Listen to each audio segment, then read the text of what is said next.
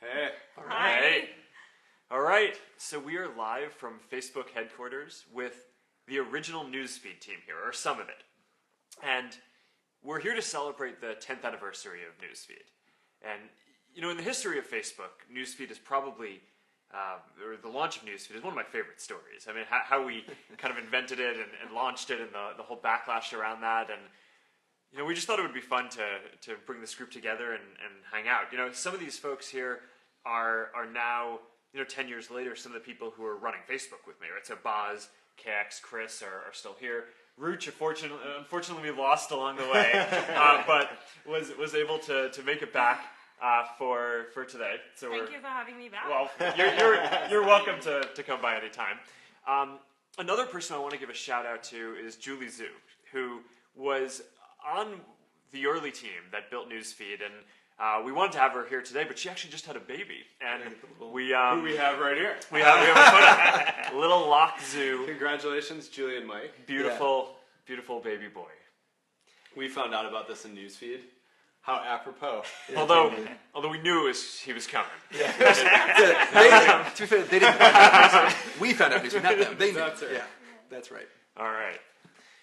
So I just thought it would be fun to tell stories from the original creation of the product, how we came up with it, and of course the pretty crazy time right after that. So I don't know. Do you want to dive in to how we came up with this? Do you remember the site before newsfeed and how hilarious it was? You know, we had people coming back every day to use a site that literally, when you got there, thefacebook.com, you show up, you're excited. We literally showed you nothing of any value. Like the homepage was like a giant finger with how many pokes you had. Not the actual pokes, just like the number of pokes. Like a giant envelope with like the number of messages you had. And you had to like literally go profile to profile and like try to remember what had changed since you were last there. Like that was what we had beforehand, and that was somehow wildly popular. Yeah. So I don't think that was like the environment into which we like worked to build newsfeed. Yeah, that was the problem we had to solve. At least for me, when I interviewed for a job here, it was October the year before newsfeed launched, and I met Dustin, I met Adam D'Angelo, I met Aditya, Ruchi's husband, and I met Jeff Rothschild that day. And Dustin and Adam described this idea that like the homepage should be like a newspaper, which sort of pulled together the best bits of what had changed in the social network around you. And no real idea on how to build it or what the design would be, but it was cool for me that like that was in the company, that idea was in the company before any of us arrived. I know, Mark, you had a notebook where you had written in detail like what a bunch of the stories could look like, and like you had clearly thought it through in a pen and paper. And then I came in, I started about a month later, and Boz, you showed up, and Ruchi, actually you started the same day as I did. We started and the three of us were just like jammed together at this pod, and it was like, you three are supposed to build this thing. Yeah. Listening to some James Brown. Yeah, which Ruchi appreciated. She's like, who is this guy you keep playing all the time? And it was like, but you didn't like James Brown, No, right? I like James Brown. I didn't like Johnny Cash. Oh, Johnny Cash. Yeah. Anytime I put Johnny Cash on, turn it off immediately. But that was the pod that every day we came in and worked at for the better part of a year. It was about 9 months, up until the most inglorious launch moment in history. Yeah. So before we get to that, I think it's, you know, for people who use Facebook today, I think it's pretty hard to even remember back, unless you were in the first 2 years, what Boz is talking about. That, you know, for the first couple of years of Facebook, the first 10 million people who were using the product, there was no feed, right? So literally the way that people used it was you'd come to Facebook and you'd just browse around. You'd look up friends and see what had changed on their profile, what interests had changed, or you know who'd written on their wall, or different things like that. And literally you just browsed around and you clicked on people's profiles, and if you wanted to share something with the world, you put it on your profile, but there's no real guarantee that anyone was going to see it, right? I mean, maybe your friends or your closest friends or some people who happen to go to your profile would see it, but most people wouldn't.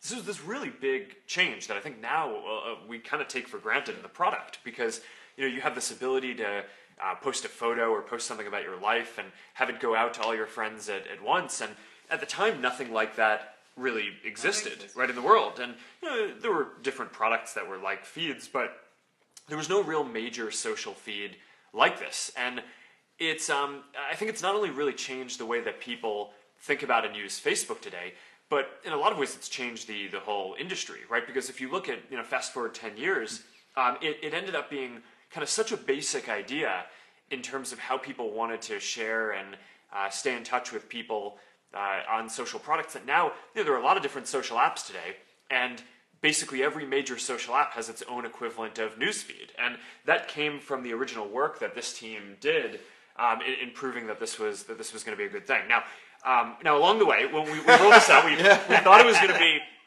this. We internally we loved it, right? It seemed like a pretty clear thing internally that this was going to be a good thing because people were just going around clicking on different profiles, and it's like, all right, wouldn't it be awesome if you could just take the updates and put them on the home screen, just pretty blank back then, as Boz was saying. If you could just say, here are all the changes that had happened, that would make it a lot better. And we launched it, and we were expecting people to be just really excited, right? That we made this whole flow and how you use Facebook a lot easier now than it was before. And There's a visual aid. Look how happy we are. User feedback coming. This was the This is a good comparison. This is us before we read any user feedback. Look how happy we all are. That's the user feedback coming in. Mark's the one still. It's starting to get sour. This is literally us watching the first feedback coming in. Yeah, and then after this, That's Ruchi right there. And that's my That's computer Ruchi. back That's in the Aaron day. Satig, the first designer at Facebook. huge reminder. This is Matt Megan Gale, Marks. the lead designer on Newsfeed. I think he was an intern at the time. That's right. And then for most of the next there's 6 no years. pictures after this one Megan because then we had Marks, to go to work. We're running recruiting. Yeah. So we're sitting around. That's my computer at my desk, and we Actually, were I think that's my computer. all right. But you both had PCs. Look, it's fine. And so we're sitting around and waiting for the first feedback to come in, and we were so excited.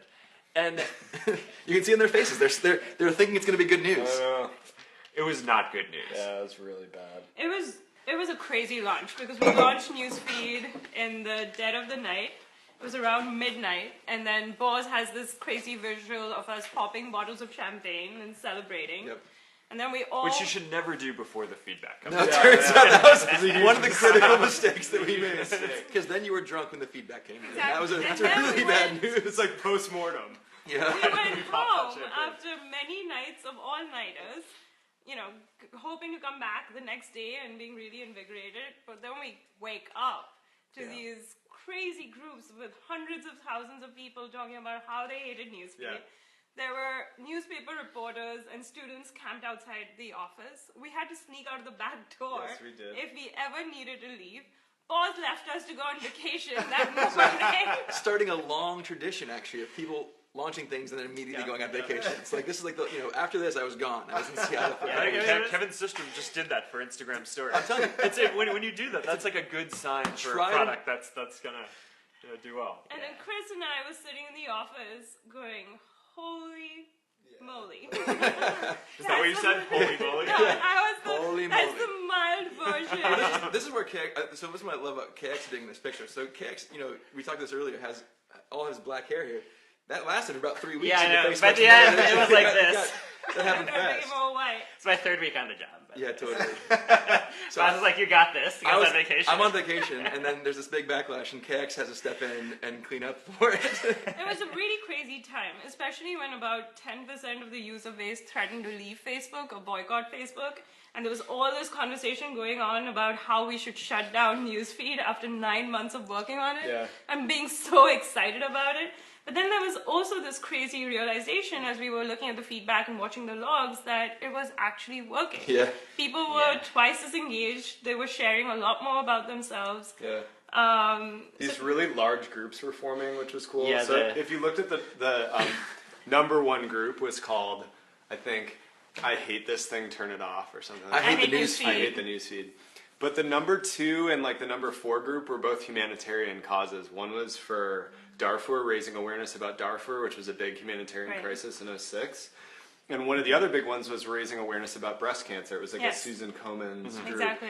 And it was one of those moments where you're like, humanity, yes. Yeah. It is good. Yeah, that totally. after the product feedback, there was swell. They had over 1 million people in these groups. There were only 10 million people on Facebook, which was yes, this is going to be an awesome platform for the sort of diffusion of like raising awareness about a thing Yeah. and then bringing a group of people together And around groups it. that size were unthinkable before Newsfeed. Yeah. Like that, We you know, did. in a lot of ways, Absolutely the I Hate Newsfeed group ironically served to prove that it was working. Like And people it could. grew. The True prior newsfeed. biggest group was I just stepped on a crunchy. I will go out of my way to step on That was the biggest group. Yeah. By the way, I will go to. I was a member. I was a member. It was ahead slightly of one of my second favorite groups. Linkin Park Knows How I Feel. Simon, The kid of the one of those two things The is kid aged of better the than high the school other. kid, like angsty high school kid, slamming his head against a locker. Yeah. All Can right, we well, take a couple questions? What do you guys Yeah, we think? should do Yeah, some. let's do I have questions. some questions from the thread here. all right, Okay. Boz. So it's 10 years now. What are you expecting for the future of Newsfeed? I mean, maybe direct this towards Chris and KX, who have a lot more to say about it than I do these days. Yeah. I think one thing that we've been working a lot on is just how much video is becoming what you do when you're using your feed, both sharing to it and watching it. 360, we're really excited about the experience. I was just over at Monterey Bay Aquarium. We took our 2-year-old there for the week. And you're starting to get into these moments where you can do like a panoramic photo and then upload it to Facebook and then let the viewer use their phone to explore around. So it's a combination of like super visual experiences and then lots of video. Live, like what we're doing right now, is completely exploding. Lots of new features we're adding there, and also with autoplay. If you think about 10 years ago, your feed was just a wall of words. And more of what you're doing when you use it right now is just being close to the people you're with by hearing and seeing and having the motion and the sense that you're with them. So I would say that's by far the biggest trend and undercurrent that we're paying attention to. All right. Yeah. From that, sorry, I'm gonna try to say the name of that last question was Abwadon Wasiu. Sorry, I should say the names of people asking questions. Nice. Rose Wade asks, I like the newsfeed, but I'm not sure how it works sometimes. Can you explain to me why posts show up in the order that they do? All right, KX, you want this one? Oh man. So before KX takes this one, I just one of my favorite early KX stories at Facebook was, so we did our computer science problem sets together at Harvard. We actually took a class that Boz was the teaching Teacher. fellow for. And I remember you called me up while we were all working on Newsfeed and open registration and a bunch of stuff. And we're like, yeah, I like Facebook, but are you guys actually going to be changing anything new coming up? And I was like, yeah, no, we are. And then you came and then immediately had to you started working on Newsfeed, and then, you know, within a month there were people in the streets protesting that. It was the craziest 3 weeks. First 3 weeks of the job. Which, by the way, and we will get to the question in a second. How many other things have we done where we've had people protesting in the streets? I mean, that's not too many. Yeah. No, That's pretty rare. It speaks to the depth of commitment our early users had to the product and to what it was and what they wanted it to be for and what them. they wanted it to be. All right. So Now you want to explain Newsfeed how ranking? does speed work? Newsfeed ranking.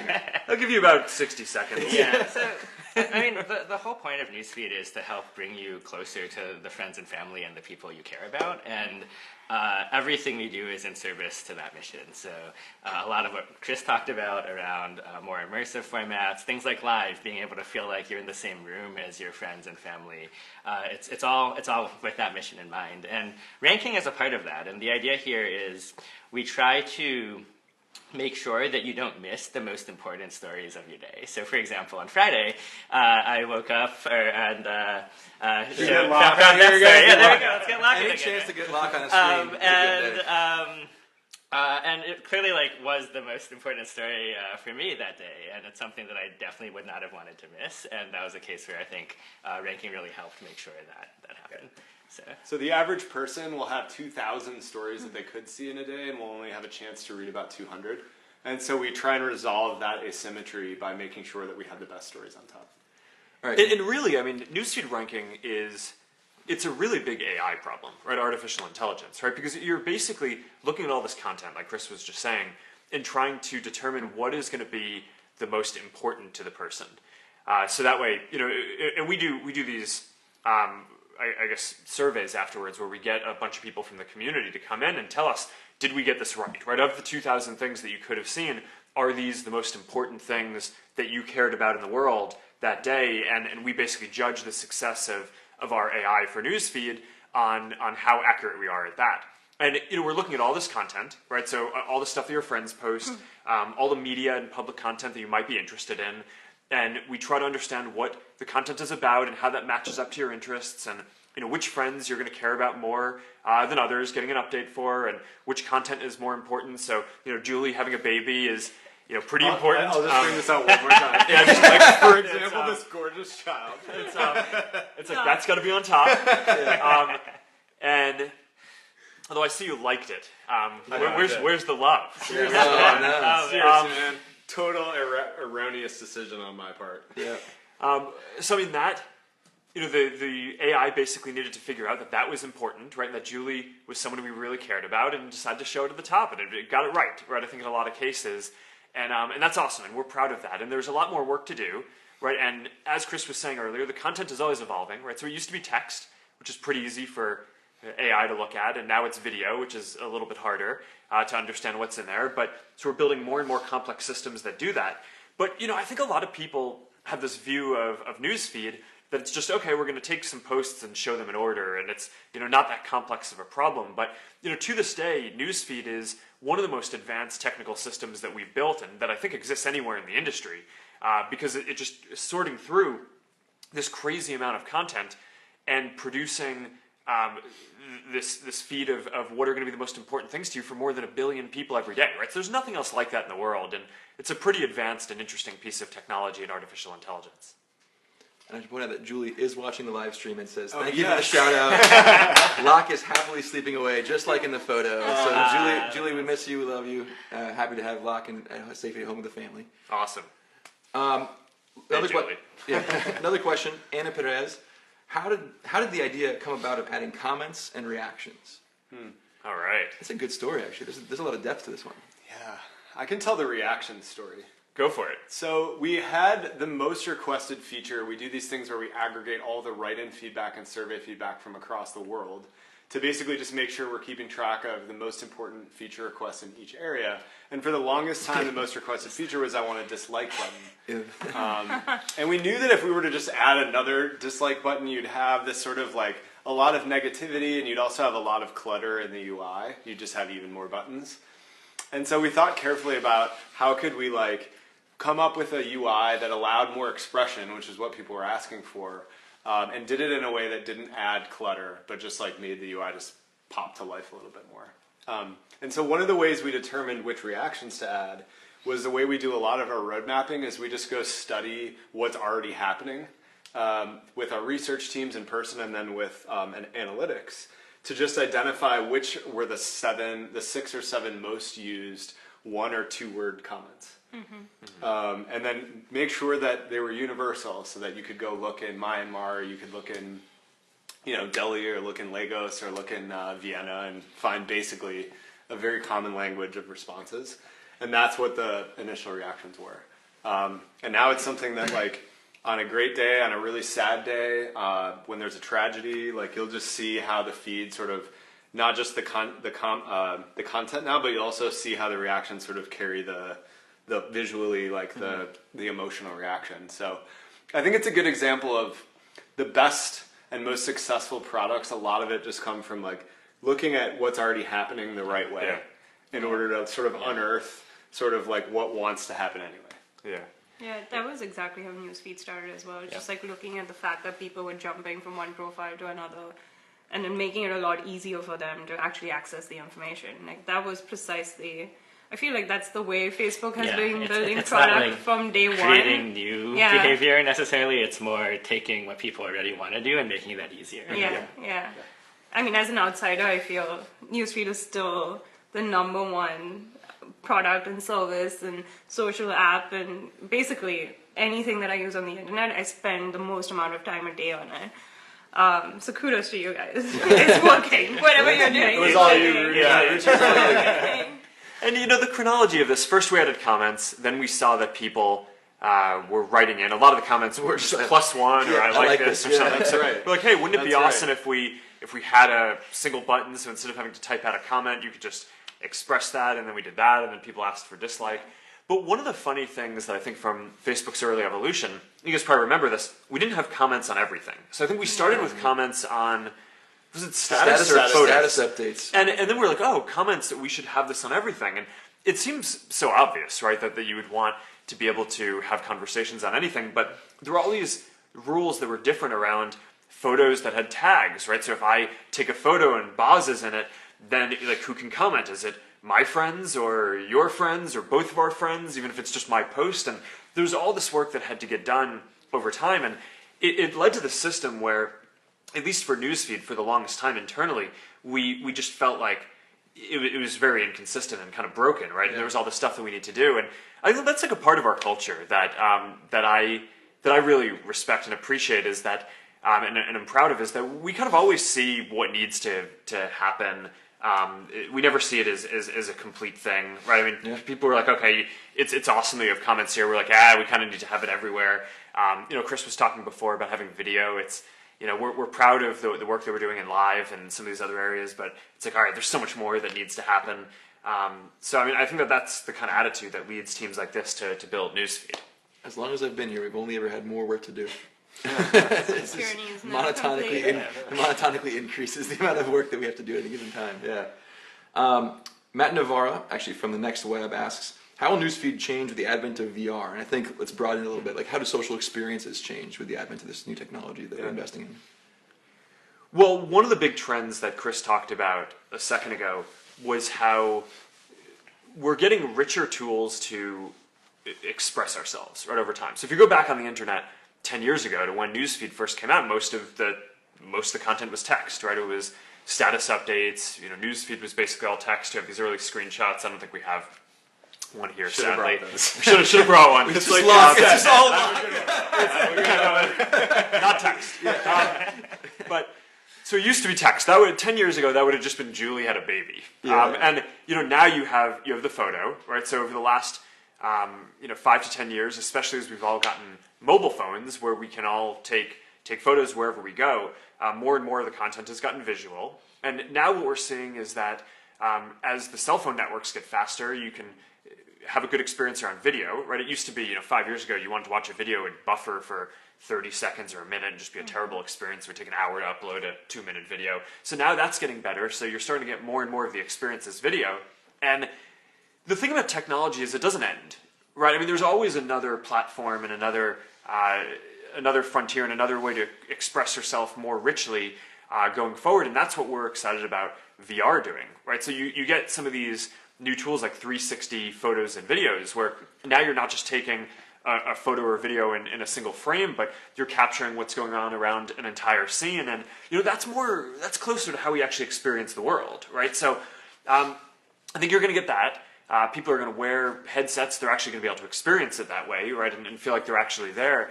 And that's just, we view that as our job, is just always kind of chase the next thing and give people better and better tools to more accurately express what they're actually experiencing and feeling. We'll do one last question, cool. And then we'll get back to work, trying to make Newsfeed better and trying to deliver on the promise Mark just made to all of you. I mean, that's a check that's written that we have to make sure there's money in the bank to cash. All right, this is a fun one. James Ferryman says, it's your 10th birthday. Can you tell us 10 things that have inspired you since the inception of Newsfeed? 10 is a lot, James. Here's what I'm going to do instead. Let's try to each give one thing that's inspired us since the inception of Newsfeed. And actually, I'll start with that. I mean, it's fun to hear Mark talk about the evolution of these services from text to virtual reality over some time frame. It's funny to think back to the architecture. I mean, Ruchi and I sat down and built a lot of the early infrastructure before she ended up PMing the project over the finish line. And I remember at one point we had an architecture that defied the speed of light. Like we needed the speed of light to be a faster constant to be functional. We didn't have that much money in the bank, so we were kind of like, everything was on a 30-minute delay. People didn't know that about early Newsfeed. And the size of the challenge we were solving was just so small. It was just like such a small size of challenge, and we were approaching it from this very, what do people want to do in the world place. And what's cool is like that approach has scaled us from like this tiny, like, we don't have enough RAM in the server's size problem, up to like people in virtual reality like need to interact and like have facial expressions. And it's like